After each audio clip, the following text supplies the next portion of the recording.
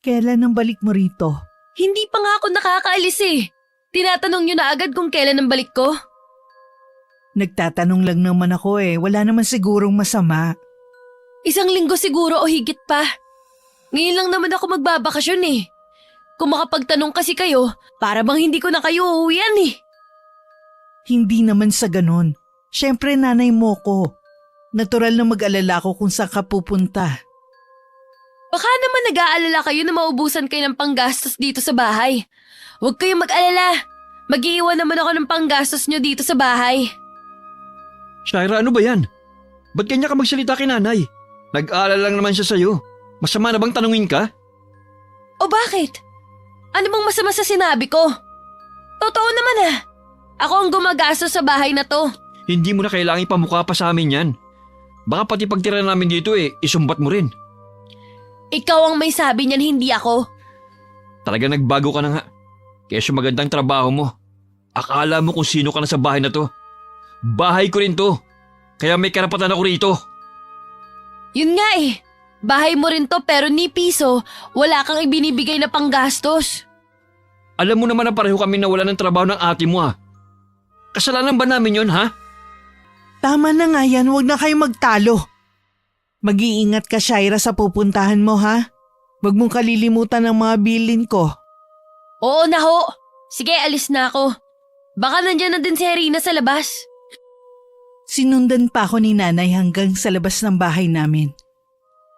Tamang-tama namang naroon na rin si Herina sakay ng inarkila naming sasakyan na maghahatid sa amin sa terminal. Marami rin kasi kaming bitbit ng mga gamit.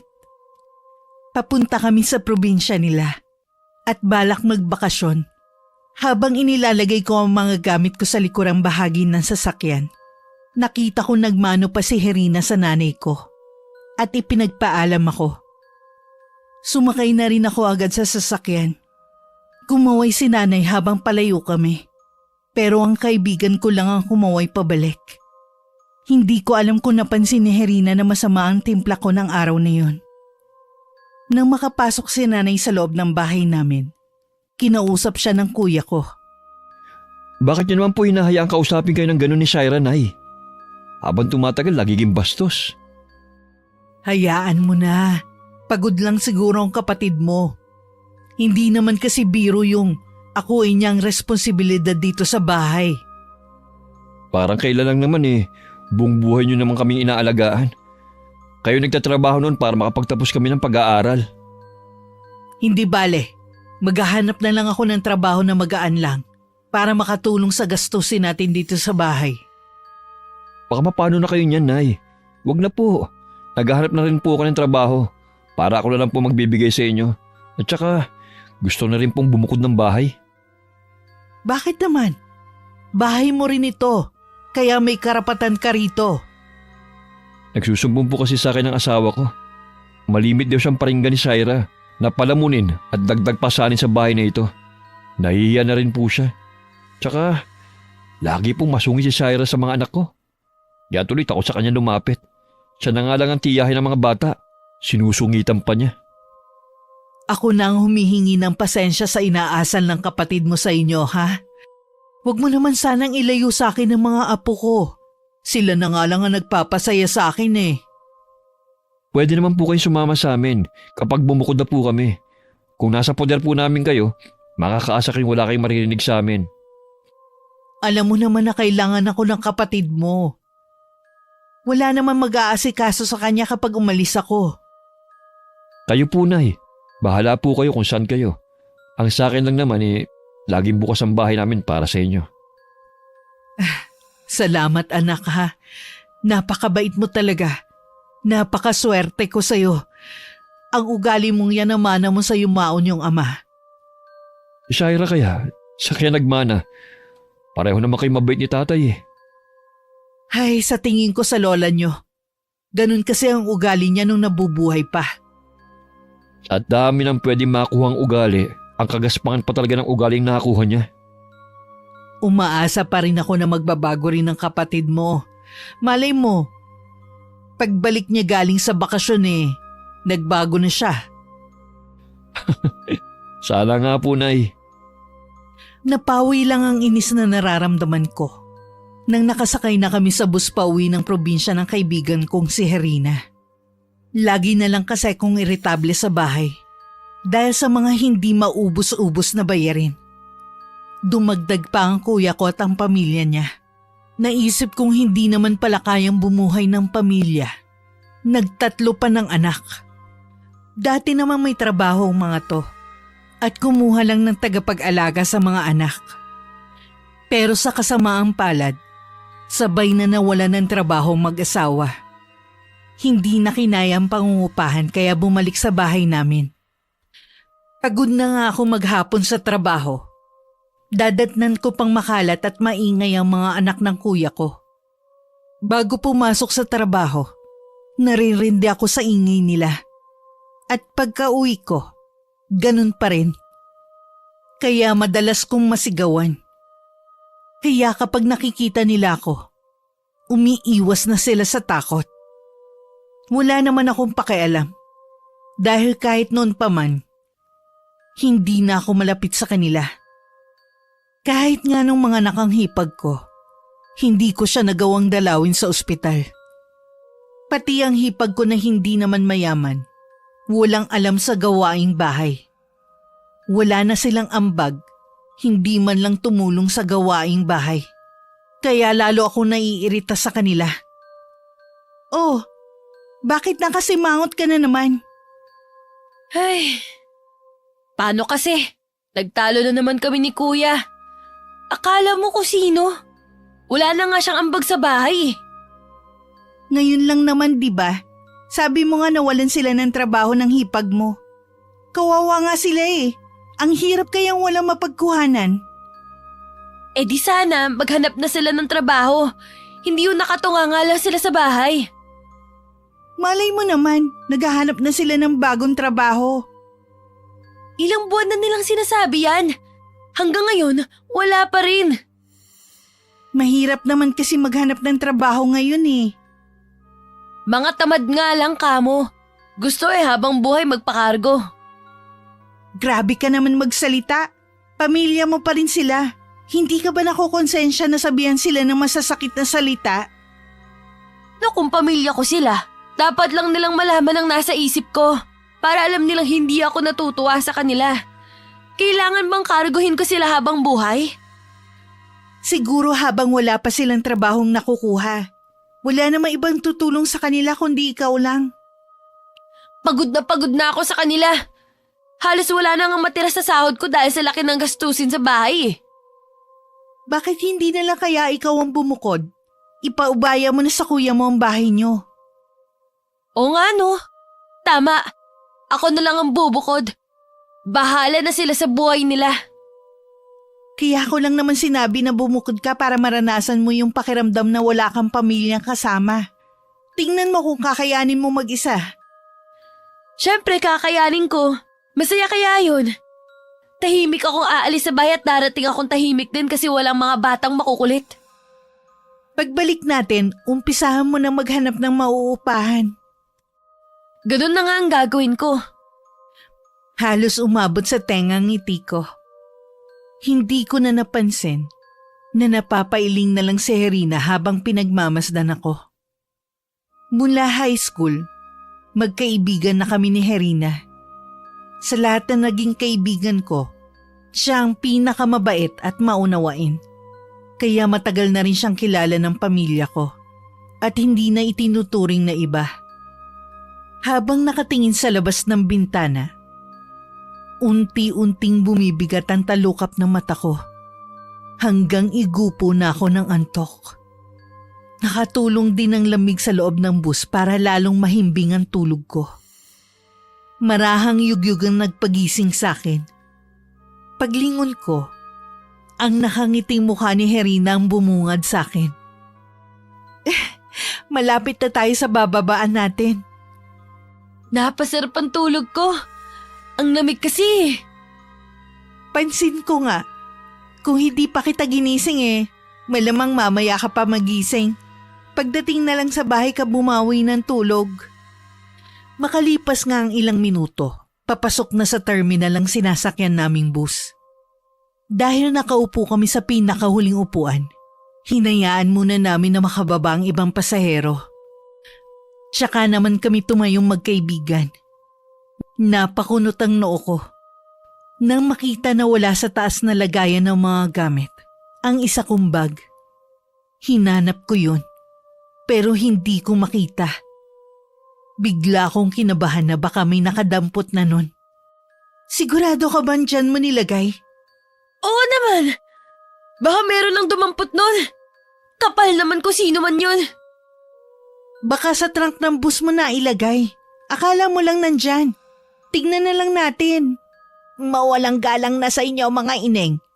Sa inyo ba ang bag na ito? Ikaw palang matanda ka ang kumuha ng bag ko. Napulot ko lang yan dito sa sahig. Hindi ko yan kinuha. Sinungaling ka! Paano mapupunta sa'yo ito kung hindi mo kinuha? Humanda ka sa akin kapag may nawala dito. Dahan-dahan ka sa iyong pananalita, ineng. Masyadong matabil ang dila mo. Kayo nga po ang tanda-tanda na nangunguha pa rin ng gamit ng iba. Shaira, ano ba? Baka nga nahulog lang ang bag mo sa sahig kanina. Baka naman natabig lang ng ibang pasahero nang hindi nila namamalayan. Imposible naman na nahulog na hindi nila namamalayan. Sadya talagang may kumuha nito. Bahala ka na, iha, kung ayaw mo maniwala. Kaibigan mo na ang nagsasabi. Sadya sigurong bastos ka at mahilig makipagtalo sa mga matatanda. Ako na po humihingi ng dispensa sa inasal ng kaibigan ko. Pagod lang po siya sa biyahe. Ayos lang, ineng. Pinapatawad ko na siya alang-alang sa'yo. Bababa na po ba kayo? Oo, sana eh.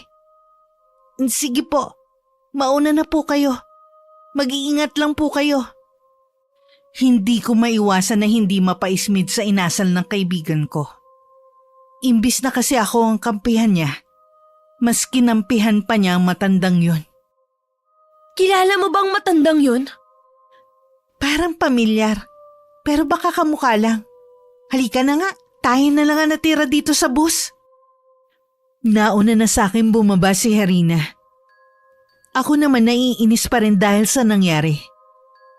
Tsaka pakiramdam ko, napahiya ako sa inasal ng kaibigan ko.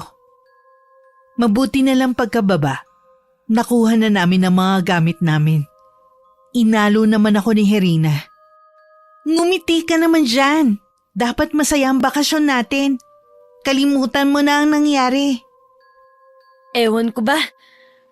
Mula kanina na lumabas ako ng bahay, wala na akong ginawa kundi ang mainis na lang. Hindi kayang masamang senyalis to. Ano naman ang ibig mong sabihin? Baka malas ang pagbabakasyon ko dito sa probinsya nyo. Uy, grabe ka naman. Alisin mo nga yung salitang malas. Relax ka lang kasi. Huwag masyadong mainit ang ulo. Kaya nga ako nandito para mag-relax. Pero ewan ko ba, biglang nag-iba yung pakiramdam ko. Sobrang bigat. May gumugulo ba sa'yo? Yun lang naman sa bahay. Wala nang iba. Kalimutan mo muna kung ano man ang problema sa bahay ninyo. Tsaka mo na isipin pagbalik mo. Oo nga. Pasensya ka na kung ganito ako ngayon. Wala yun. Ano, tara na. Tumangulang ako kay Harina. Bago umalis sa terminal, iginala ko muna ang paningin ko. Pakiramdam ko kasi, mula pa kanina meron nagmamasid sa amin. Nakita ko nga ang matandang babae kanina, malapit sa isang stall ng tindahan. Blanco ang tingin na ipinupukol sa akin. Pero napansin kong kumikibot ang bibig nito. Parang may sinasabi ng kung ano sa hangin. Inalis ko na lang ang paningin ko sa matandang babae. Baka lalo lang masira ang araw ko. Dahil marami kaming dala, nag-arkila na lang kami ng tricycle pauwi sa baryo ng kaibigan ko. Halos 1 oras din ang binyahe namin papunta sa kanila. Agad naman kami sinalubong ng lola nito at pinsan na nagbabakasyon din sa bahay ng kanilang lola. Pinagamit sa amin ng lola ng kaibigan ko ang kwarto sa ibaba, malapit sa banyo. Ayos lang ba na dito tayo sa baba matutulog? Nauna na kasi yung iba kong pinsan sa kwarto sa taas. Okay lang. Walang problema kahit saan tayo matulog. Mas gusto ko nga rito malapit sa banyo. Minsan kasi, malimit sa hating gabi, nagigising ako para magbanyo. Mamaya pagkakain natin, ipapasyal na kita dito sa amin. Bukas na lang siguro tayo magpunta sa ilog na malapit dito. Tapos, puntahan natin yung lumang simbahan sa bayan. Itinayo yun panahon pa ng Kastila. O sige, ikaw ang bahala.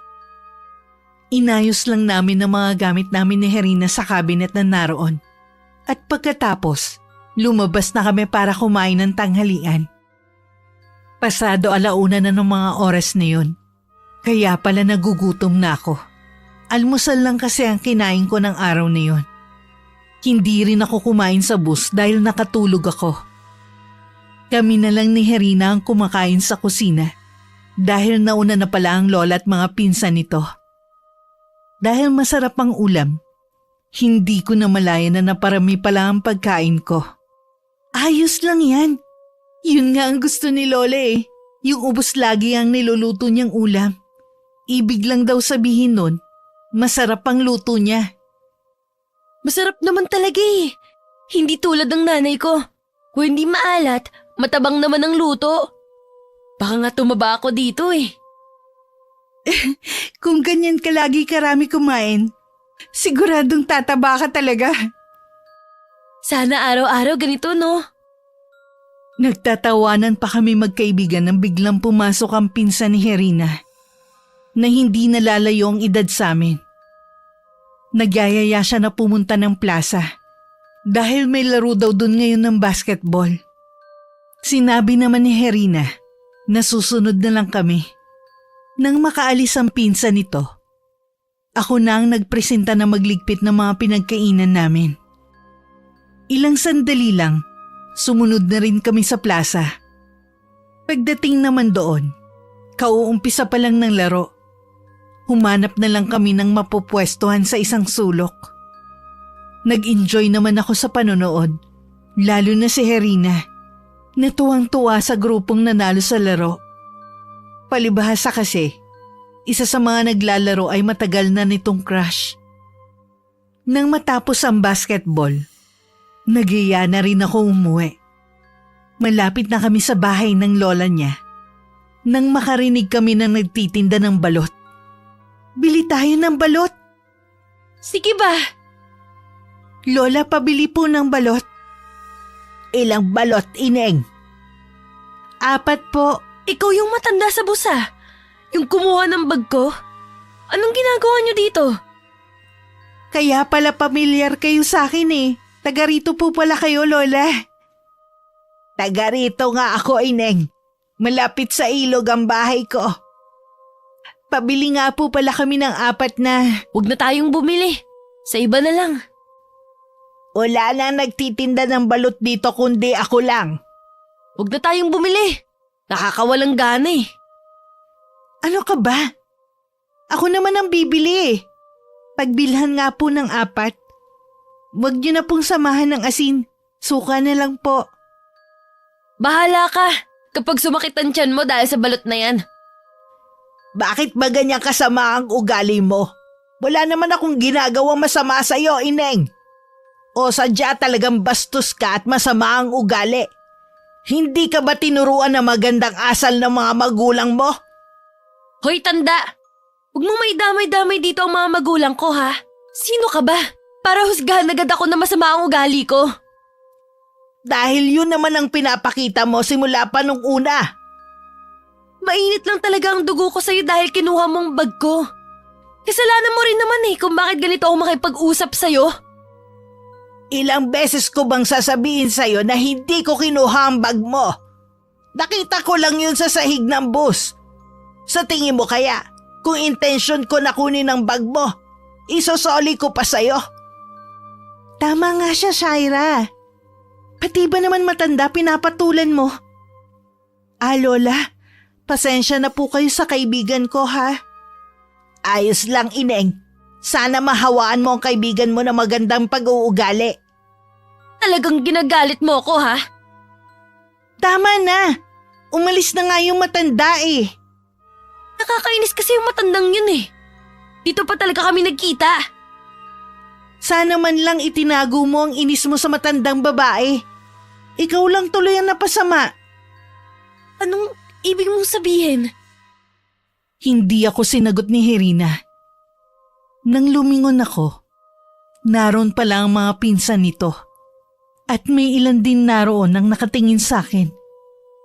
Sa pagkakatingin nila sa akin, mukhang narinig nila ang sagutan namin na matandang babae. Dala ng nararamdaman ko, nakalimutan kong marami palang tao sa paligid dahil sa panonood ng basketball. Parang gusto ko nalang matunaw sa sobrang kahihiyan. Nang sulyapan ko si Herina, patalikod na siya. Agad akong sumunod sa kanya. Hanggang makauwi kami ng bahay, wala kaming imikan. Kahit nagingit-ngit ako dun sa matandang babaeng nagtitinda ng balot, kinimkim ko na lang muna. Nahihiya rin ako sa kaibigan ko at sa kamag-anak niya na nakita ang inasal ko kanina. Huminga muna ako ng malalim bago ko hinarap si Herina. Yung nangyari kanina, pasensya ka na ha. Bigla kasing uminit ang ulo ko eh. Sana mapatawad mo ako. Alam mo namang hindi ko kaya magalit sa'yo na matagal. Pero sana naman maging mabait ka dun kay Lola kapag nakita mo siya ulit. Sigurado kasi magkukrus pa rin ang landas ninyo. Oo naman. Pangako yan. Hindi ko na siya susungitan. Oh, gusto mo ng balot? Sarap kaya ng suka ni Lola. Sige. Isa lang. Nakahinga na ako ng maluwag ng mga sandaling yon. Akala ko tuluyan na magagalit si Herina sa akin. Kahit halos hindi ko malunok ang balot, pinilit kong ubusin ng isa. Lagi kasing lumalabas sa balintataw ko ang mukha ng matandang babae, kaya nawawalan ako ng ganang kumain. Nang gabing yon, maaga kami natulog ni Herina. Nagising lang ako nung bandang hating gabi dahil sa masamang panaginip. Hanggang sa panaginip pa naman eh, nagpapakita kang matanda ka. Inayos ko na lang ang pagkakahiga ko. Matagal din bago ako ulit nakatulog. Paulit-ulit kasing lumalabas sa balintataw ko ang eksena kanina. Kinabukasan nagising ako na wala na si Herina sa higaan namin. Bumangon na rin ako at dumiretso ng banyo. Pagkalabas ko, naabutan ko ang mga pinsan ni Herina sa kusina. Ngumiti ako sa kanila at bumate.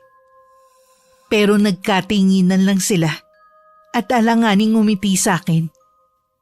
Nakaramdam naman ako ng pagkailang sa malamig nilang pakita. Kaya pumasok na lang ulit ako sa kwarto. Ilang minuto rin akong nakaupo sa gilid ng higaan bago pumasok si Herina. Kanina ka pagising? Hindi pa naman natatagalan. Handa ng almusal. Halika na. Sinong kasabay nating kakain? Si Lola lang at tayo. Hindi daw sanay na mag-almusal ang mga pinsan ko. Ayos lang daw sa kanila ang kape. Sige. Kanina pa nga ako nagugutom eh. Teka lang, may ginawa ba sa'yo ang mga pinsan ko? Wala naman. Kanina kasi binati ko sila. Hindi nila ako pinansin. Ganun ba? Pagpasensyahan mo na mga yun. Mamaya pagsasabihan ko na lang. Wag na. Baka lalo lang ako mapasama. Hindi ko naman pagagalitan. Pagsasabihan ko lang. Bisita kita dito kaya gusto ko maging palagay ang pananatili mo rito. O sige, ikaw ang bahala. Sabay na kami lumabas ng kwarto. Naabutan namin sa kusina na naghihintay sa amin ng lola ni Herina. Malaki ang pagkakangiti nito sa amin. Kinumusta pa nito ang unang gabi ko. Halata talaga rito ang pagiging mabait katulad ng kaibigan ko. Habang nag-aalmusal, masaya pa kami nagkukwentuhan. Kami na rin na nagligpit ng pinagkainan namin. Si Lola naman, nagpaalam na papasok muna sa silid nito. Ang swerte mo naman, Herina. Ang bait ng lola mo. Sinabi mo pa. Kaya kapag may pagkakataon gusto ko laging umuwi rito. Kahit man lang sandaling panahon makasama ko si Lola. Sana makabalik pa ulit ako dito. Pwede naman. Bukas ang bahay na to para sa'yo at sa lahat ng kaibigan ko. Gusto mo bang pumunta tayo sa ilog ngayon? Oo ba? Tayo lang bang dalawa? Kasama natin ang mga pinsan ko. Mas marami, mas masaya. Ihahanda ko lang ang mga dadalhin natin. Nagpaalam ako sandali kay Herina na papasok muna sa silid namin para ihanda ang ilang gamit sa pagpunta namin sa ilog. Paglabas ko narinig kong sinasabihan niya ang mga pinsan tungkol sa inasal sa akin. Para ako nanliit sa sinagot ng isa nitong pinsan. Akala mo daw kung sino ako makapagsalita. Mukha naman daw akong pobre. Hindi daw nila nagustuhan ang inasal ko sa matandang babae. Hindi ko na narinig ang isinagot ni Herina sa pinsan niya. Pumasok na kasi ulit ako sa silid namin. Ilang sandali lang. Pumasok na rin si Herina sa silid namin. Seryoso ang mukha nito nang pumasok. Nagpakawala lang ng pilit ng ngiti nang tumingin sa akin. Tayo na lang ang pumunta sa ilog. May iba raw kasing lakad ang mga pinsan ko. Hindi nila tayo masasamahan. Ah, ganun ba? Saan daw ang lakad nila? Hindi sinabi Tsak naman na maraming tao sa ilog ngayon. Marami tayong makikilala. Ah, sige. Aalis na ba tayo? Oo. Nakahanda na yung dadalhin natin. Lumakad na nga kami pagkatapos. Nang dumating kami sa ilog, marami ng taong naliligo roon. Saglit kong nakalimutan ang tungkol sa narinig kong pakikipag-usap ni Herina sa mga pinsan niya. Nag-enjoy naman ako kahit papano. Nang magsawa ako sa paliligo, nagpaalam lang ako kay Herina na mag-iikot-ikot sa paligid. Saan ka naman pupunta? Teka, sasamahan kita. Wag na. Maligo ka na lang dyan. Hindi naman ako lalayo Dito lang ako sa paligid ng ilog. O sige, basta wag kang lalayo ha. Diyan ka lang sa natatanaw ko. Oo na. Masyado ka namang nag-aalala Akala mo naman mawawala ako rito. Hindi mo kasi kabisado ang lugar na to. Huwag ka nang mag-alala sa akin. Sige na, babalik din ako agad. Mabilis na akong tumalikod para hindi na niya ako pigilan. Narinig ko pa ang pahabol niyang pasabi na mag-ingat ako. Minsan naiisip ko na napakaswerte ko sa pagkakaroon ng kaibigang katulad ni Herina. Daig ko pa kasing nagkaroon ng kapatid sa katauhan niya. Kahit madalas akong tinutoyo, lagi pa rin niya akong inuunawa. Sa lalim ng iniisip ko, hindi ko na malaya na napalayo na pala ako. Hindi ko na alam kung paano babalik. Ang tigas kasi ng ulo ko Paano kaya to? Saan ba ako dumaan kanina? Napabuga naman ako ng hangin at saka hinanap ang daan pabalik ng ilog. Sa di kalayuan, nakarinig naman ako ng lagaslas ng tubig. Mabilis kong tinungo ang gawing yun. Pero napahinto rin ako sa paglalakad. Hindi kasi yun ang ilog kung saan kami naligo. Ang ilog na yun ay kabaliktaran ng niliguan namin. Marumi kasi yun. Pabalik na sana ako ng pagharap ko sa pinanggalingan ko. Naroon ang isang matangkad na lalaki na may nakakatakot na itsura. Sa sobrang gulat, naitulak ko ito na siyang ikinatumba nito. Akmang tatakbo na sana ako nang mapalingon ako sa lalaki. Inaabot nito ang kamay na tila humihingi ng tulong. Dumudugo ang bahagi ng ulo nito. Napasulyap din ako sa bato na nasa tabi nito. Pinanlamigan ako ng katawan na makita ko may bahid yun ng dugo. Akma ko na sanang lalapitan ng lalaki nang marinig ko ang sigaw ng pamilyar na boses. Paglingon ko, nanlilisik ang mga mata ng matandang babae habang humahakbang palapit sa akin. Napaatras naman ako sa takot. Hindi ko naman po sinasadya. Nagulat lang po ako sa pagsulpot niya. Ganun ba talaga kasama ang ugali mong babae ka? Para pati apo ko'y saktan mo? Maniwala po kayo. Hindi ko sinasadya. Sa tingin mo, maniniwala pa ako sa'yo? Kaya kong tanggapin ang lahat ng mga masasakit mong salita sa akin. Pero hindi ko mapapalampas ang ginawa mong to sa apo ko. Hindi ko nga po sinasadya. Tutulungan. Huwag kang lalapit sa apo ko. Tandaan mo ito. Hindi kita mapapatawad sa ginawa mong to. Maniwala po kayo. Hindi ko naman talaga sinasadya eh. Hayaan niyo na po tulungan ko kayo. Huwag ka na magpaliwanag pa. Hindi na ako nakapagsalita pa. Nanatili na lang ako nakamasid sa kanilang maglola. Dahil magulo ang isip ko, hindi ko na namalayan kung paano nawala sa paningin ko ang maglola. Hindi ko na rin maalala kung saan sila nagpunta. Hindi ko na napigilan pang mapaiyak. Para na rin akong ipinako sa kinatatayuan ko. Tuluyan na ako napahagulgol dahil sa matinding takot. Sa di kalayuan, narinig ko ang boses ni Herina. Tinatawag ako nito. Nandito ako! Oh, ano nangyari sa'yo? Ba't ka umiiyak? May nangyari ba? Umalis na tayo dito. Lumayo na tayo dito. Teka lang, sabihin mo muna ang nangyari. Sa bahay ko na lang sasabihin. Pakiusap, umalis na tayo dito. Nagpatiunan na akong humakbang palayo. Wala naman nagawa si Herina kundi ang sumunod sa akin. Paulit-ulit pa rin niya akong tinatanong pero hindi ako nagsalita pa. Pagdating sa bahay, hindi na ako tinigilan ni Herina na usisain kung ano nangyari sa akin. Habang umiiyak, kinuwento ko ang nangyari. Pangako ka sa akin na wala kang pagsasabihan. Pero Shaira, kailangan natin tong ipaalam kahit kay Lola para alam natin kung anong gagawin. Ayoko. Baka mamaya makarating pa sa mga pinsan mo. Narinig ko ang mga sinabi nila sa akin.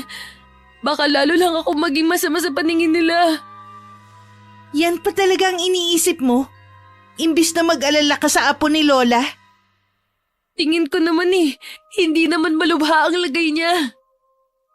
Paano tayo makakatiyak kung hindi natin pupuntahan ang bahay nila? Mababalitaan naman siguro natin kung sakali na may nangyari sa apo niya, di ba? Siguro, ewan ko. Pero mas mabuti na ipaalam pa rin natin kay Lola. Nagmamakaawa ako sa'yo. Sige na, atin-atin na lang muna to. Di ba magkaibigan tayo? Kung talagang mahalaga ako sa'yo, wala ka munang pagsasabihan sa nangyari.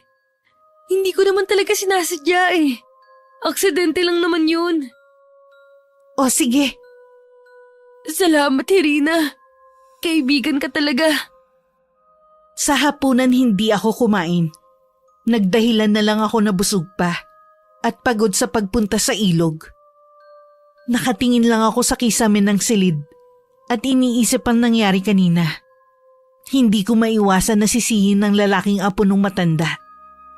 Pakiramdam ko talaga, minamalas ako. Hindi nga yata maganda makipagtalo kapag aalis ka ng bahay. Nakaramdam din ako ng inis sa nanay ko at sa kapatid ko. Kayo talaga ang sumira sa bakasyon ko. Humanda kayo pagbalik ko dyan. Lalayasan ko na kayo. Magpapakalayo-layo na ako. Hindi niyo na ako makikita kahit kailan. Tumagilid ako ng higa. Pilit ko ding inaalis sa isipan ko ang mukha ng maglola. Ilang sandali lang, Narinig ko ang pagbukas ng pinto at boses ni Herina. Dinalhan kita ng gatas at tinapay. Kainin mo muna to. Wala talaga akong ganang kumain. Pilitin mo. Kasi nag-aalala sa'yo si Lola eh. Baka kapag inilabas ko to ng walang bawas, siguradong magtatanong yun. Malakas pa naman ang radar nun. Baka mamaya mapilitan akong sabihin. Sige na nga. Alam kong nahihirapan ka rin. Siguro mas maganda kung pupuntahan natin ang bahay ng matandang babae. Ayoko! Baka kung anong gawin niya sa akin. Pinagbantaan niya ako. Kahit kasi ako nakukonsensya. Paano kung namatay ang apo ng matanda? E di lumalabas pa na pinagtakpan ko ang krimen mo. Wala namang krimen eh. Anong tawag mo sa nagawa mo? Tingin ko nga hindi naman malala yung nangyari dun sa apo ng matandang yun eh. Sana nga talaga. Pinagdarasal ko rin na sana maayos na ang lagay ng apo ng matanda. Napatingin na lang ako kay Herina. Ako naman, kahit nagugutom, hindi ko talaga malunok ang dala niyang tinapay. Lumagok na lang ako ng konting gatas at saka ako itinabi. Muli na ako nahiga. Si Herina naman nahiga na rin sa kabilang kama. Kahit nahiga na ako, hindi pa rin ako dalawin ng antok. Parang dinig na dinig ko pa rin ang boses ng matandang babae. Pabaling-baling ako sa higaan. Nang sulyapan ko si Herina, humihilik na siya. Bumangon na lang ako at nagpalakad-lakad sa kwarto hanggang mapagod. Nahiga ulit ako at pinilit matulog. Ilang sandali lang, hinihila na ako ng antok. Nagising ako na para bang may nakatingin sa akin. Pagmulat ko ng mga mata, sobrang lapit ng mukha ng matandang babae sa akin. Nagsisigaw ako at pilit siyang itinutulak. Naririnig ko pa ang malakas nitong tawa. Gumising ka!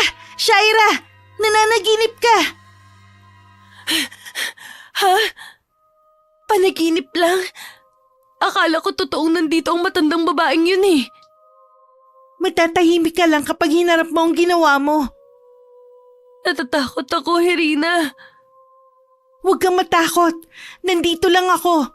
Tandaan mo, lagi lang ako nasa tabi mo. Hindi kita pababayaan. Anong gagawin ko? Puntahan natin bukas ang bahay ng matanda. Humingi ka ng tawad sa kanya. Oo, sige. Tinabihan na lang ako ni Herina sa higaan ko. At hindi siya natulog hanggat gising ako.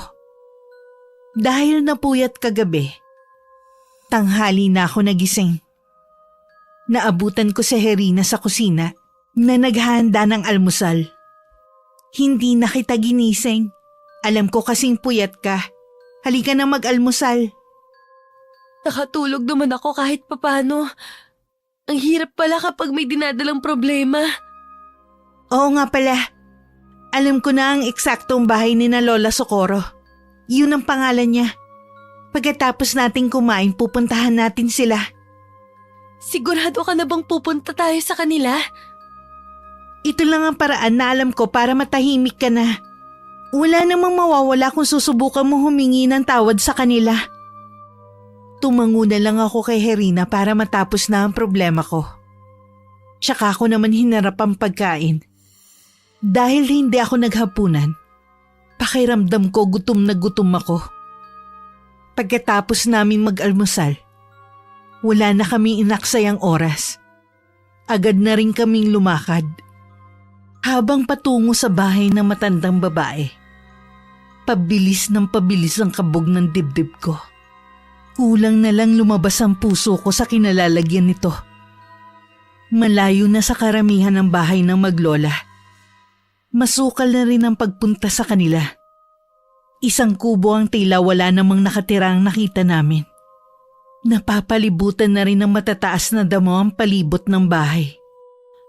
Para naman wala nang nakatira dyan.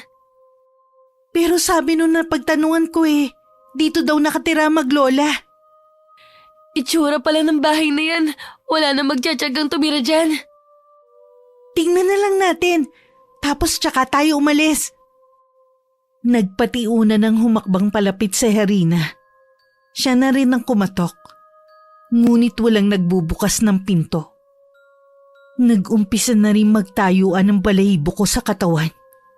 Pakiwari ko, may mga matang nagbabantay sa amin ng mga sandaling yon. Umikot pa si Herina sa may bintana para masilip ang loob. Pero nakasara yon. May maliit na butas sa dingding. Kaya nagkasya na lang siya na sumilip doon. Herina, mabuti pang umalis na tayo. Kanina pa ako kinikilabutan eh. Sa tingin ko may nakatira pa rin dito. May mga gamit pa sa loob eh. Baka umalis sila. Baka nga, mabuti pang maghintay muna tayo. Ano? Maghihintay pa tayo rito? O bakit? Tignan mo nga itong lugar na to. Kapag may masamang mangyari sa atin dito, kahit anong sigaw natin, walang makakarinig sa atin dito. Sa pagkakaalam ko lang ha, kaya tayo nandito dahil sa kasalanan mo sa maglola. Kaya bakit ganyan na naman ang tono ng pananalita mo? Wala naman ako sinabing masama eh. Tignan mo nga itong lugar na to. Hindi ka ba natatakot? Ah! Bakit ka sumigaw? Sa likod mo! Ha? Ano bang? Kahit si Herina'y napasigaw din sa gulat ng paglingon niya, ay naroon ng isang lalaki na nakakatakot ang itsura. Baku-baku kasi ang mukha nito at luwa ang isang mata. Hindi rin normal ang laki ng ulo nito. Hinila ko ang kamay ni Herina palayo sa lalaki. Sabi ko na sa'yo, umalis na tayo dito. Baka kung anong gawin ng halimaw na yan sa atin. Ano ka ba? Maghunos dili ka nga. Siya ba ang apo ni Lola? Oo, siya nga. Kita mo naman na maayos ang lagay niya. Mabuti pang umalis na tayo dito. Dali na! Humingi ka muna ng dispensa sa kanya bago tayo umalis. Ano? Hindi na kailangan, no? Mukha namang sinto-sinto yung lalaki na yan. Hindi naman niya maiintindihan. Kahit na, hindi tayo aalis sa lugar na to hanggat hindi ka humihingi ng dispensa sa kanya. Ayoko. Kung ayaw mong umalis, maiwan ka dito. Ano? Pagkatapos kitang samahan, iiwan mo lang ako dito? Ang tigas kasi ng ulo mo eh. Hindi ako hihingi ng dispensa sa taong yan. Hindi natuloy ang pag-alis ko nang biglang sumulpot ang matandang babae sa harapan ko. Madilim ang anyo nito na nakatingin sa akin. Ang lakas ng loob mong pumunta rito para insultuhin lamang ang apo ko. Sintu-sintu baka mo? May sira sa ulo? Sa inaasal mong yan, mas mukhang ikaw ang may diferensya sa pag-iisip. Sino ka para pagsalitaan ako ng ganyan? Totoo lang naman ang sinasabi ko tungkol sa apo mo eh. Sa'yo ata nagmana. Masyado talagang matabil ang dila mo, Ineng. Hindi na ako makakapagpigil pa. Bakit? Anong gagawin mo, ha? Malalaman mo rin balang araw ang bunga ng pagiging bastos mo at kawalang modo. Lola Socorro, ako na po ang humihingi ng dispensa sa inaasal ng kaibigan ko. Huwag na po kayong magalit. Hindi mo kailangan humingi ng dispensa para sa kaibigan mo. Hayaan mong siya mismo ang makapagtanto sa mga mali niyang ginagawa. Ay, aalis na po kami. Gusto lang po namin makatiyak na maayos ang lagay ng apo ninyo. Sige po, pasensya na po sa abala. Hinila na ni Herina ang kamay ko palayo sa lugar na yun.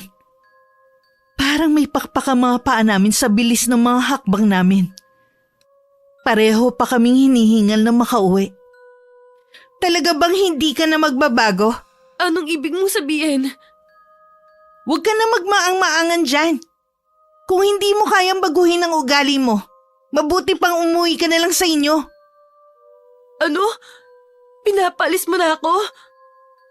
Oo, sasabihin ko na lang sa lola ko na pinauwi ka na ng nanay mo dahil may emergency sa inyo. Dahil ba sa maglola na yun, masisira ang pagkakaibigan natin? Hindi dahil sa kanila, kundi dahil sa ugali mo. Kahit ako, nauubusan na ako ng pasensya sa iyo eh. Sa una pa lang, ayoko na talaga sumama sa'yo dito eh. Kaso mapilit ka. Tapos ngayon papalayasin mo ko? Kung sabihin ko kaya sa lola mo na pinapalayas mo ko. Di sige, sasamahan pa kita para malaman na rin niya ang totoo mong ugali. Kaibigan mo ko. Pero parang sila pang kinakampihan mo. Hindi ko sila kinakampihan. Sumusobra ka na kasi. Sana makapag-isip-isip ka. Tinapunan ko lang siya ng malamig na tingin. Inayos ko na ang mga gamit ko at saka nagpaalam sa lola nito. Nagtataka naman ito kung bakit biglaan ang pag-uwi ko. Sinabi ko na lang na may mahalaga akong gagawin sa amin. Nagpatawag naman ng tricycle sa Herina para ihatid ako sa terminal ng bus pauwi sa amin. Habang lula ng tricycle, nadaanan pa namin ang matandang babae. Nakatingin din siya sa akin. Nang nasa bus na ako, hindi na ako mapakali. Pakiramdam ko kasi may nakatingin sa akin. Kahit gusto ko sanang umidlip, hindi ko magawa. Hanggang makauwi ramdam ko pa rin na tila may nagmamatsyag sa kilos ko. Nagulat pa si nanay nang makita kong papasok ng bahay. Oh, akala ko ba 1 linggo ka magbabakasyon sa probinsya ng kaibigan mo? Umuwi na lang ako. Kesa tuluyan pong masira ang bakasyon ko. Ano bang nangyari? Huwag niyo na lang pong alamin. Ayoko na ring alalahanin. Aalis din po ako maya-maya. Ha? Saan ka na naman pupunta? Titignan ko yung apartment na sinasabi ng kaibigan ko. Ano? Lilipat ka na ba? Kapag nagustuhan ko yung apartment, lilipat na agad ako.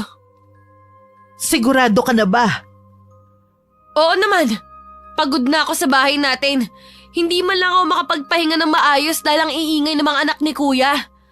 Lagi pa ako inaagawan ng pagkain. Yung hipag ko naman, walang alam sa gawaing bahay. Imbes na yun na lang ang ambag niya dito. Pagpasensyahan mo na ang mga pamangkin mo, anak. Ganon talaga ang mga bata, lalo na sa edad nila. Tungkol naman sa asawa ng kuya mo, naglilinis naman siya. Kaso nagkakalat lang kasi ang mga bata. Kaya nga ako na lang ang aalis para magkaroon naman ako ng katahimikan. Sige, ikaw ang bahala. Dalawin mo na lang kami dito ha. Tsaka sabihin mo kung saan ka nakatira para mapuntahan kita. Oo, sige Nay. Papasok muna ako sa kwarto ko. Nagpahinga lang ako sandali at pagkatapos umalis na rin ako. Naabutan ko pa ang kuya ko na kumakain sa kusina. Narinig ko ang sinabi ng inay na bumalik na agad ako. Tinapunan ko lang siya ng blankong tingin. Kay nanay lang ako nagpaalam. Saan pupunta yun? Titignan daw yung apartment na sinasabi ng kaibigan niya. Gusto na daw lumipat para magkaroon siya ng katahimikan. Ano? Siya pa talaga naghahanap ng katahimikan? Samantalang kami ang rinding-rindi na sa pagpaparinig niya eh. Hayaan na lang natin ang kapatid mo. Kung dun siya magiging masaya, suportahan na lang natin. Napakaramot niya talaga. Ayaw lang niyang gumastos muna dito sa bahay. Akala mo naman hindi ibabalik sa kanya ang mga nagastos niya. Hindi man lang niya naisip na magkatulong tayo sa paghahanap buhay noon para makapag-aral lang siya. Sinakripisyo ko na hindi makapag-aral. Alang-alang sa kanya. Kaya nga hirap ako makahanap ng trabaho ngayon eh. Sana man lang naisip niya yun. Hay, pasensya ka na anak. Ako may kasalanan kaya hindi ka nakapag-aral. Patawarin mo ko. Hindi niyo po kasalanan yun. Ginusto ko rin naman po na tumigil nun sa pag-aaral eh. Para magbigay daan kay Shaira. Kung alam ko lang sana na magiging ganito siya kaingrata, hindi na sana ako nagpaubaya sa kanya. Hayaan mo, baka kapag nagsolo siya, maisip niya yung mga sakripisyo natin sa kanya. Naku, malabo yun. Maiba nga pala ako ng usapan. Natanggap na ako sa trabaho. Malapit lang dito. Sa bagong bukas na bakery. Talaga po? Magandang balita yan ah. Teka lang, sigurado po ba kayong kaya yung trabaho? Oo naman, magaan lang naman yun eh. Baka naman po napipilitan lang kayo. May trabaho rin naman po ako eh. Ako na lang po ang bahala sa lahat ng gastusin dito sa bahay. Gastusin mo na lang ang sahod mo sa pamilya mo. Ako na ang bahala rito sa bahay. Hindi po pwede yun. Dapat po tulungan tayo. Katulad ng dati. Salamat anak. Napakaswerte ko talaga sa'yo. Nang makita ko ang apartment na sinasabi ng kaibigan ko, agad ko yung nagustuhan kahit maliit lang. Tamang-tama lang para sa akin. Agad ako nagbigay ng paunang bayad. Pag-uwi ko sa bahay, masigla kong inayos ang mga gamit ko. Anak, bakit nilalagay mo na sa kahon ang mga gamit mo?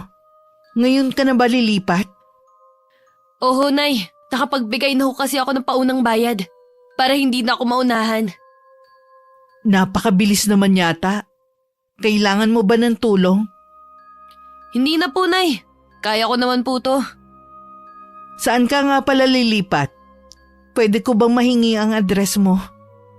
Sige ho, isusulat ko lang sa papel.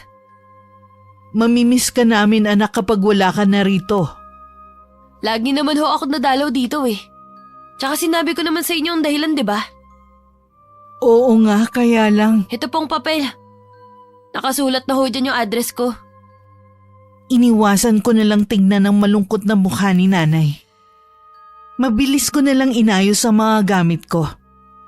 Dahil baka dumating na ang inarkila kong sasakyan. Inuna kong ilabas ang mga maleta. Nakasalubong ko pa si Kuya Jonel sa sala. Sinulyapan pa niya ang mga maleta kong dala. Talagang desidido ka nang umalis ha. At natat ka na talagang bumukod. Kahit naman sino eh. Na naisin bumukod lalo na kapag mga katulad nyo ang kasama dito sa bahay. Aminado naman kami na naging pabikit kami sa bahay na to. Pang-unawa lang naman ang gusto namin. Kaya lang sadyang makita ng utak mo. Alam mo naman kasing mahirap ang buhay ngayon. Hindi ka pa pala handang magpamilya. Nag-asawa ka na agad. Wala kang karapatan na pagsalitaan ako ng ganyan ha. Hindi porke ilang buwan mo kaming pinakain, pwede mo na akong pangaralan. Sana naisip mo, kung hindi dahil sa amin ni nanay, wala ka sa kinalalagyan mo ngayon. Sinusumbatan mo ba ako ha? Ang kapal mo naman. Tumigil na nga kayo. Wala na kayong ginawa kundi mag-away. Ikaw, Shaira, kung aalis ka, umalis ka na. Huwag mo nang awayin ng kuya mo. Aalis naman na talaga ako eh. Si kuya kasi, basta na lang humarang sa daraanan ko. Sana sa pag-alis mo matuto ka sa buhay. Hindi sa lahat ng oras papabor sa'yo ang swerte. Tinitigan ko lang sila pero hindi ako nagsalita. Ilang sandali lang, dumating na rin ang inarkila kong sasakyan. Ang driver na lang ang nagbuhat ng iba kong gamit. Pagdating sa apartment na uupahan ko, walang pagsidla ng sayang nararamdaman ko. Sa wakas kasi malaya na ako sa obligasyon ko sa pamilya ko. Mula ngayon solo ko na ang sahod ko. Makalipas lamang ang ilang araw, naging maayos naman ang pagbubukod ko. Tahimik at walang abala sa mga ginagawa ko. Bigla ko naisip ang iniwan kong pamilya. Lingid sa akin nagkasakit ang bunsong anak ni kuya. Kinailangan nilang isugod ang bata sa ospital. Paano yan? Hindi pa po sapat ang pera ko. Hindi pa po mailalabas si Bunso dito sa ospital. Bakit hindi mo lapitan ng kapatid mo? Siguradong tutulungan ka nun. Sana nga po, Nay. Lahat na po ng kaibigan ko nilapitan ko na eh. Mga alanganin pa po kasi ang mga sahod nila. Sige na, heto yung address ng kapatid mo. Puntahan mo siya. Kami na muna ang bahala rito. Agad niyang pinuntahan ni kuya ang address na nakasulat sa papel na binigay ko kay nanay. Lingid sa kanila, maling address ang inilagay ko sa papel para hindi nila ako matunton. Dismayado si Kuya Jonel nang malaman ang ginawa ko. Laylay ang balikat na bumalik siya sa ospital. Bakas din sa kanya ang galit. O ano, nakahiram ka ba sa kapatid mo? Si Clara po. Umuwi muna ang asawa mo. Para kumuha ng ilang gamit kaya ako muna ang nagbantay sa anak nyo. Titingnan din niya yung dalawa nyo pang anak. Nay, mali po yung address na binigay sa inyo ni Shaira. Halos maikot ko na po ang buong lugar. Lahat po na napagtanungan ko. Isang sinasabi, walang ganyang address sa lugar na yon. Ano? Pero, bakit gagawin yun ni Shaira sa atin? Gusto na niya tayong mawala sa buhay niya. Ang sama talaga niya. Wala nang maapuhap na sasabihin ng mga sandaling yun si nanay. Kahit siya, nabigla na makakaya ko palang gawin yun sa kanya. Sa kabila ng masamang pangyayaring yun, isang magandang balita naman ang dala ni Ate Clara. Sabi nito dumating si Herina sa bahay at hinahanap ako. Nagbigay umano to ng pera para makalabas na ang anak nila sa ospital. Hulog talaga ng langit ang batang yon. Mabuti na lang dumating siya sa bahay. Oo nga po. Nawawala na talaga ako ng pag-asa kanina. Mabuti na lamang dumating si Herina. Ang layo talaga ng ugali niya kay Shaira.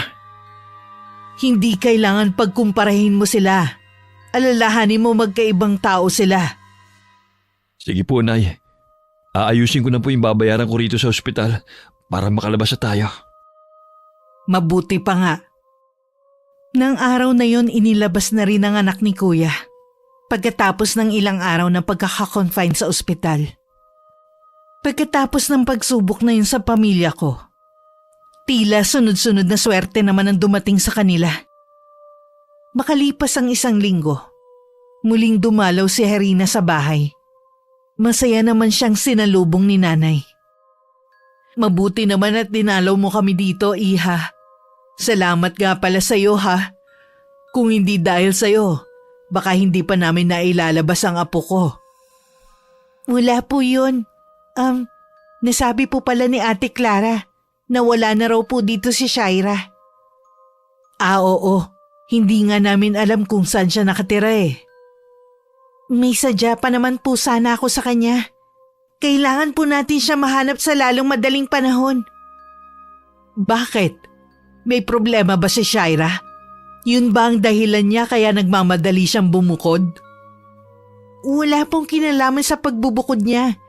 Noon pa naman po balak na po talaga niyang bumukod.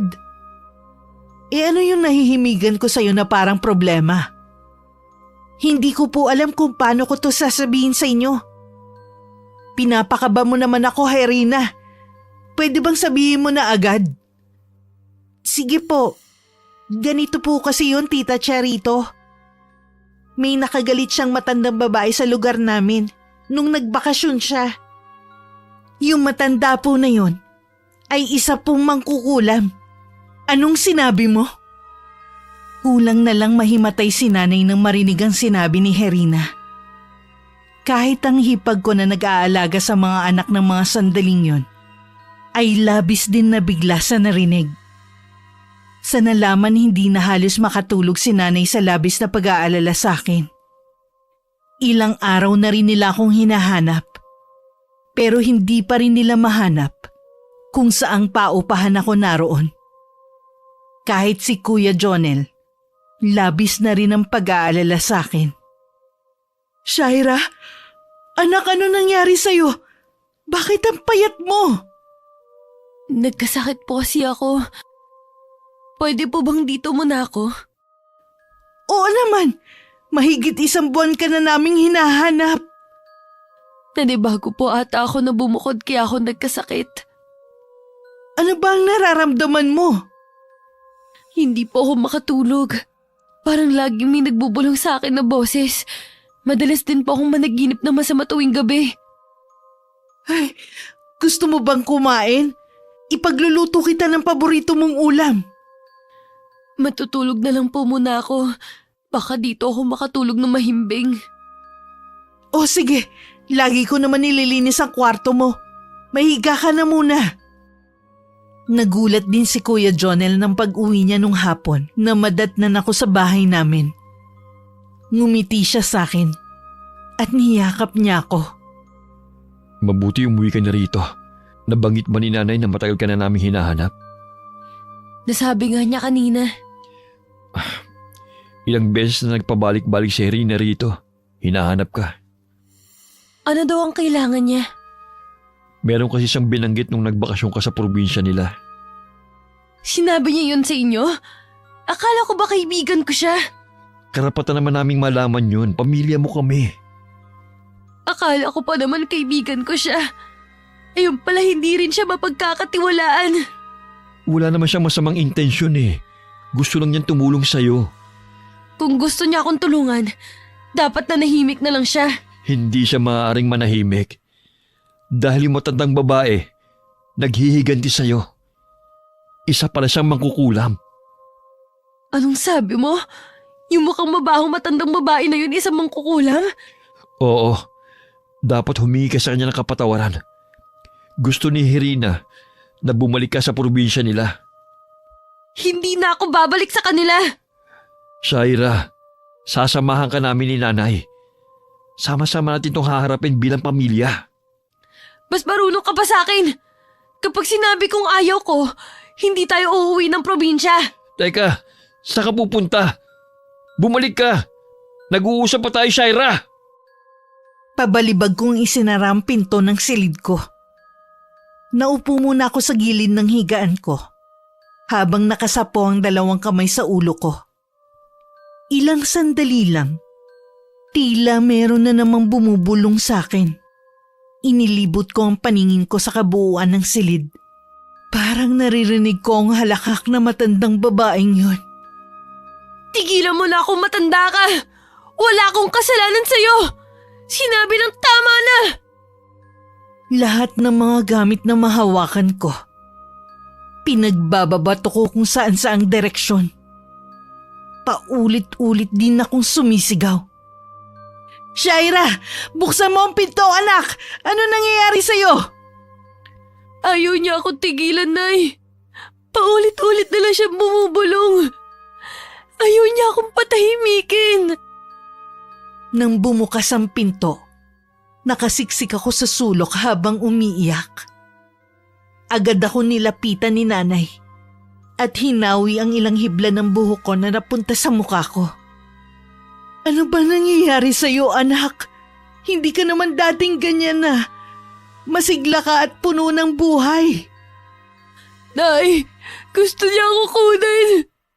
Huwag mo ko iiwan mag-isa. Tahan na, huwag ka matakot. Nandito lang ako. Hindi kita iiwan. Inayos lang ng hipag ko ang sapin ng higaan ko na nagulo ko dahil sa pagwawala ko. Inalalayan na ako ni nanay na mahiga. Nang akala kong tatayo siya, agad kong pinigilan ang kamay niya. Saka ako umiling-iling. Umupo sa tabi ko si nanay. Sa kanya hinaplos-haplos ang buhok ko.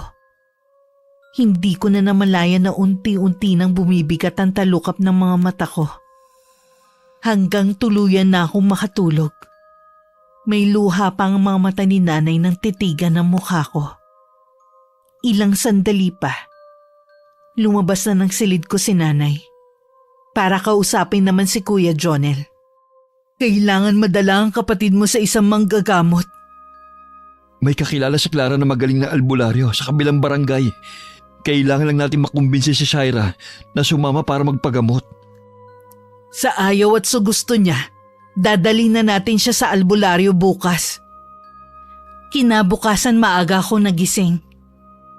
Nakabihis na rin si nanay at kinakausap ako na sumama na para magpagamot. Mawawala na bang bumubulong sa akin kapag sumama ko sa inyo? Oo anak, mawawala na yung mga naririnig mong boses at tuluyan ka ng gagaling. Sige, basta mawala lang yung boses na naririnig ko. Tulungan na kitang magbihis. Habang nasa biyahe, tahimik lang ako sa tabi ni nanay. Ang daming nagsasalimbayan sa utak ko ng mga oras na yon. Mga alaala ng mga kasamaan ng ugali ko noon. lalo sa pamilya ko at ibang tao. Napapaisip tuloy ako. Baka sadya talagang masama ang ugali ko. Kaya ang nangyayari ay malaking karma na sa akin. Hindi ko namalayan na tumutulo na pala ang luha ko. Pagdating sa bahay ng manggagamot, tahimik lang ako nakasunod kay nanay. May mga nauna rin sa amin na marahil ay mga magpapagamot din. Halos kalahating oras din bago kami hinarap ng manggagamot.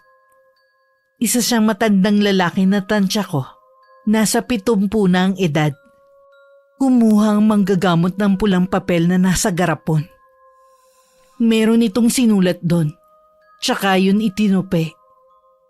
Binulungan din yun at saka sinunog. Ang abo nito inilagay sa mangkok na may tubig. Nakatingin ako doon. Kaya kitang-kita ko ang larawan na nabuo sa tubig. Ang maglola. Nagbili ng manggagamot na bumalik kami bukas. Masyado di umanong mabagsik ang kumukulam sa akin. Nung pauwi kami hanggang makarating ng bahay, kalmado lang ako. Pero nung pagsapit ng 3:00 ng hapon, doon na ako nagwala. Pilit akong pinipigilan ni nanay at kuya. Pero hindi nila ako mapigilan. Labis ang pagkagulat nila nang maisalya ko sila ng sabay. Humingi na ng tulong si Ate Clara sa mga kapitbahay. 5 kalalakihan kasama ang Kuya Jonel ko ang nagtulong-tulong para mapigilan ako at maitali sa higaan. Pilit naman akong pinapainom ng tubig ni inay, pero ibinubuga ko lang yon. Hindi ko kailangan yan! Ayoko ng tubig! Umalis kayo sa harapan ko! Magsilayas kayo! Labanan mo anak, huwag kang patatalo. Nandito kami ng kapatid mo, mahal na mahal ka namin. Nay, tanggalin niyo po mga langgam. Ginagapangan nila ako. Tanggalin niyo po. Sige, tatanggalin ko. Saan ba banda? Dito po sa mga braso ko. Nagtataka man si inay dahil wala naman siyang nakikitang langgam. Nagkunwari na lang siyang may tinatanggal na langgam sa braso ko. Kahit papano kumalma na ako. Isang pastor din ang dinala sa amin ng kapitbahay namin. Dinasalan ako nito. Muli na naman ako nagwala. Halos mapatid na ang tali ko. Kaya kinailangan nilang higpitan yon at doblehin. Akin ang katawan ng babaeng ito. Walang magagawa ang dasal mo. Patuloy naman sa mataimtim na pagdadasal ang pastor. Ilang sandali lang. Kumalma na ako at unti-unting inantok. Hanggang tuluyan ng tangay ng kamalayan ko sa dako paroon. Magdamag na walang tulog si nanay at Kuya Jonel. Maging ang kanyang asawa. Kinabukasan, maganda na ang pakiramdam ko. Dumalaw rin ang araw na yun si Herina. Kumusta ka na? Ayos lang. Ikaw? Kararating ko lang kahapon galing probinsya. Kaya pala ngayon ka lang dumalaw sa akin.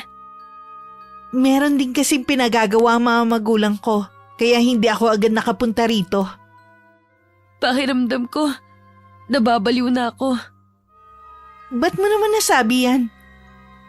Kung ano-ano na kasi nakikita ko't naririnig. Hindi ka nababaliw. Kagagawa niya ni Lola Socorro. Labanan mo nararamdaman mo. Huwag kang susuko.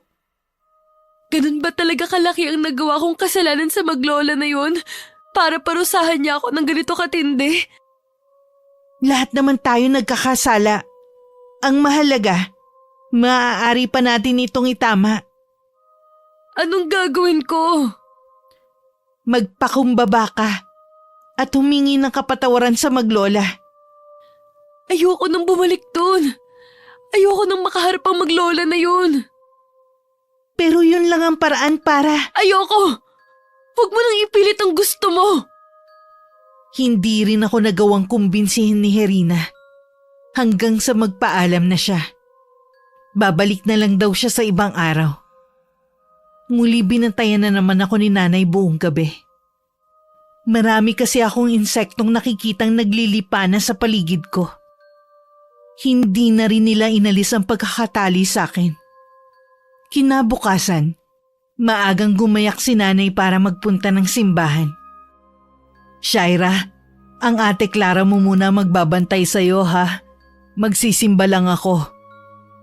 Simba ka ng simba. Wala naman nangyayari sa pagsisimba mo. Hindi naman pinapakinggan ng mga dasal mo eh. Shaira, bakit ba ganyan ka magsalita? Nawawalan ka na ng respeto. Nay, hayaan na lang po natin siya. Hindi naman si Shaira talaga nagsasalita eh. Ay, oo nga. Pasensya na kayo. Nadala lang ako. Ilang araw na rin kasi akong pagod at puyat. Nagrereklamo na po ba kayo sa pagbabantay sa akin? Hindi yun ang ibig kong sabihin. Kahit habang buhay pa kitang bantayan, gagawin ko anak. Basta gumaling ka lang. Mabuti pang umalis na lang kayo. Baka mahuli pa kayo. Babalik din ako agad. Kayo na munang bahala rito. Hindi ba panggabi ang trabaho mo, kuya? Bakit hindi ka pa magpahinga? Magkwentuhan muna tayo kahit sandali lang. Mamaya na ako iidlip. Ano naman ang gusto mong pagkwentuhan natin? Kung gaano kasama ang ugali ko? Lahat naman tayo may bahagi na masama ang ugali eh. Ang mahalaga, kaya natin baguhin yun para maging mabuti. Kaya ako ginagantihan ng matandang babaeng yun dahil sa masasakit na salitang binitawan ko sa kanila. Ayaw mo ba talaga humarap sa matandang yun? Para humingi ng kapatawaran? Natatakot ako, kuya, na humarap sa kanila. Paano kung hindi niya bawiin ang kulam? Masisiraan na ba ako ng bait? Hindi yun mangyayari.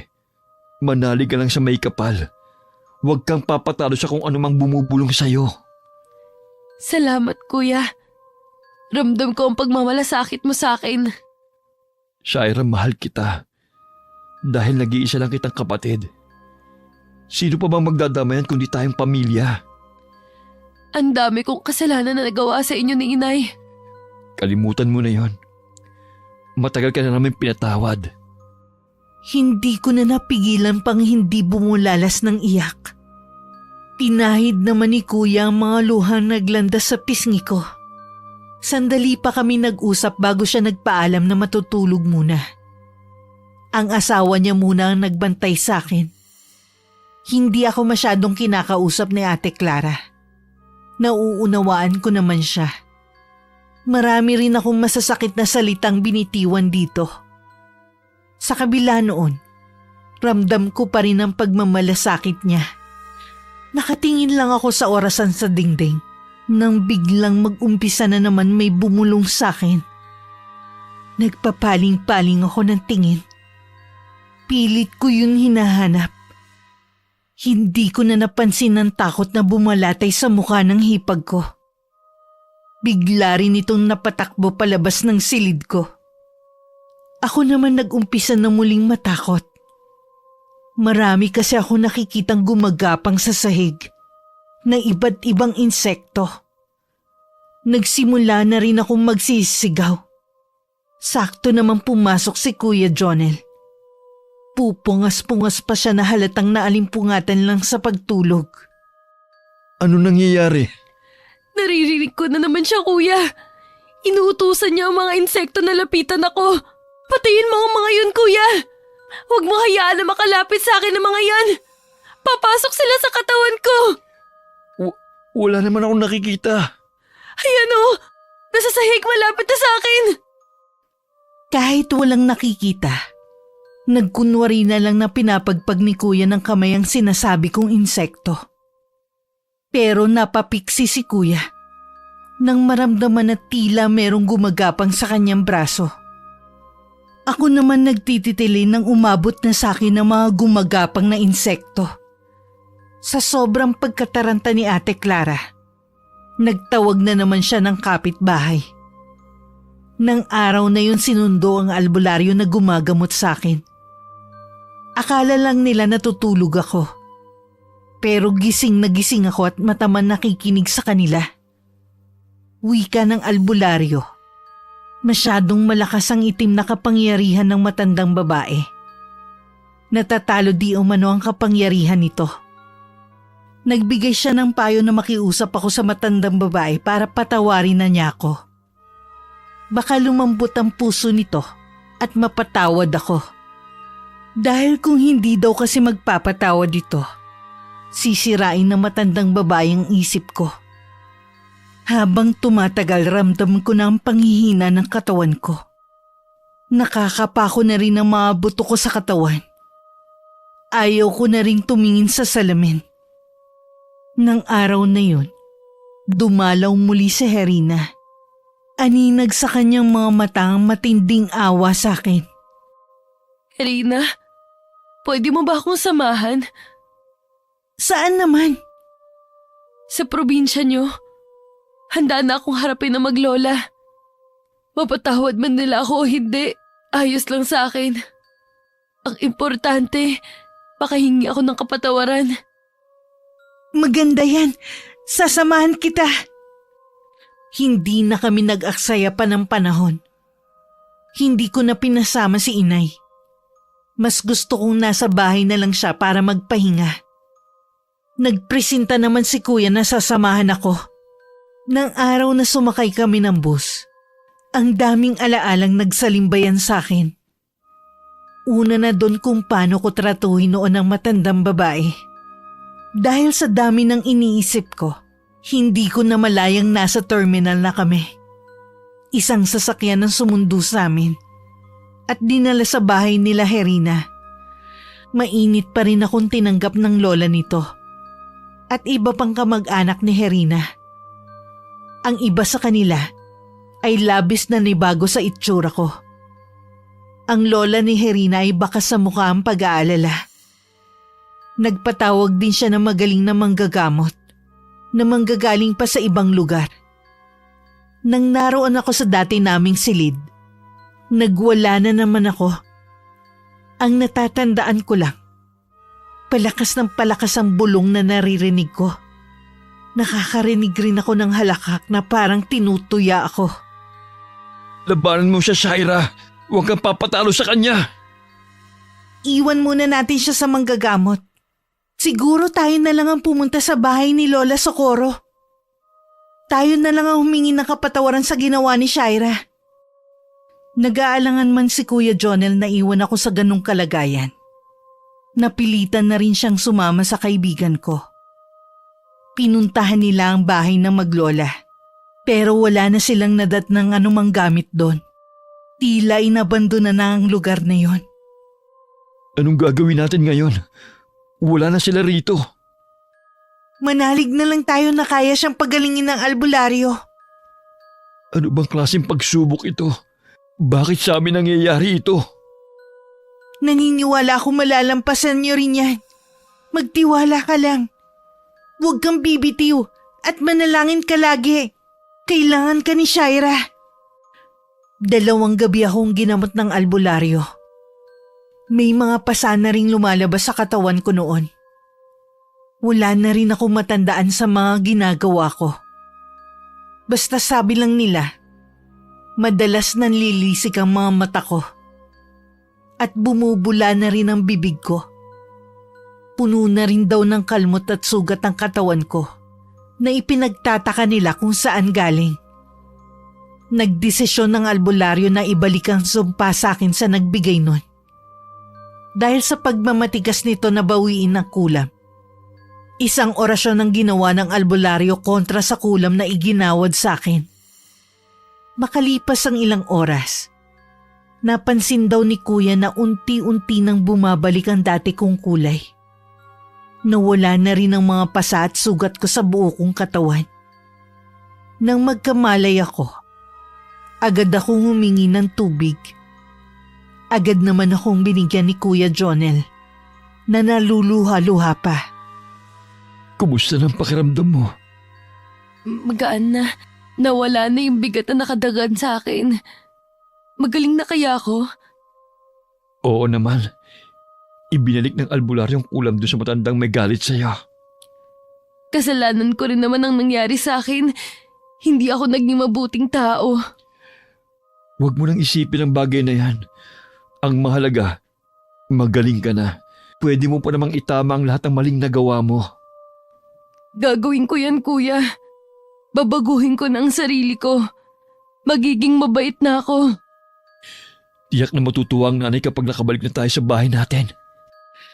Nung araw na yun niyaya ko si Herina na pumunta kami ng simbahan. Maganda ang simbahan nila sa probinsya. Dinadayo pa yun ng mga taga-ibang lugar para dun magsimba. Panahon pa ng Kastila nang ipatayo yun. At makailang ulit na rin pinaayos dahil sa nangyaring digmaan noon.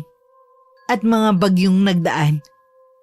Nais kong sulitin ang pagpunta doon para maging makabuluhan ang bakasyon ko sa kanila. Nais ko kasing magbaon ng magandang alaala sa pagpunta ko ron.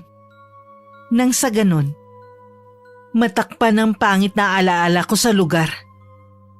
Nung nasa loob na kami ng simbahan, taimtim ako nagdasal. Ipinagdasal ko rin na kahit hindi ako personal na nakahingi ng kapatawaran sa maglola, hangad ko ang kaligtasan at kapayapaan para sa kanila, saan man sila naroroon. Pagkatapos ng misa, nagyaya na rin ako umuwi. Salamat, Herina, sa pagiging mabuti mong kaibigan sa akin. Patawarin mo ako kung hindi ako naging mabuti sa'yo. Huwag mo nang isipin ang bagay na yan. Ang mahalaga, magaling ka na. Makakapag-umpisa ka na ulit ng panibagong buhay. Tama ka dyan. Hindi ko nasasayangin ang ikalawang buhay na ibinigay sa akin. Umuwi ako sa amin noon na may kapayapaan sa puso ko. Labis naman ang saya ng nanay na malaman na magaling na ako. 1 buwan pagkatapos na nangyaring yun sa akin, tsaka lang ako pinayagang magtrabaho ni nanay. Sa kasalukuyan nasa Korea na si kuya para dun magtrabaho. Hindi na kasi sapat ang kinikita niya para sa pamilya niya. Kaya naman sinubukan niya mag-apply papunta sa ibang bansa. Pinalad naman na nakalipad siya. Ako naman, pinili na makipagsapalaran sa Maynila. Gusto ko muna kasing malayo sa buhay probinsya. May mga pagkakataon kasi na lagi ko pa rin naaalala ang masamang karanasan ko sa pagbabakasyon ko nun sa probinsya ng kaibigan ko. Magkaibigan pa rin kami ni Herina. Pero mula nang mapunta ako sa Maynila, dumalang na ang pagkikita namin. Sa paglipas ng mga taon, natuto akong mangolekta ng mga anting-anting. Ang masamang karanasan kasi na yun na nagtulak sa akin para maniwala na kaya akong protektahan ng mga anting-anting laban sa mga kulam at ibang masasamang elemento. At sa sarili ko lang inamin, mula nang mangyari ang pangungulam sa akin, malaki ang pinagbago ko sa paniniwala at sa ibang bagay. Wakas. Kailan ang balik mo rito? Hindi pa nga ako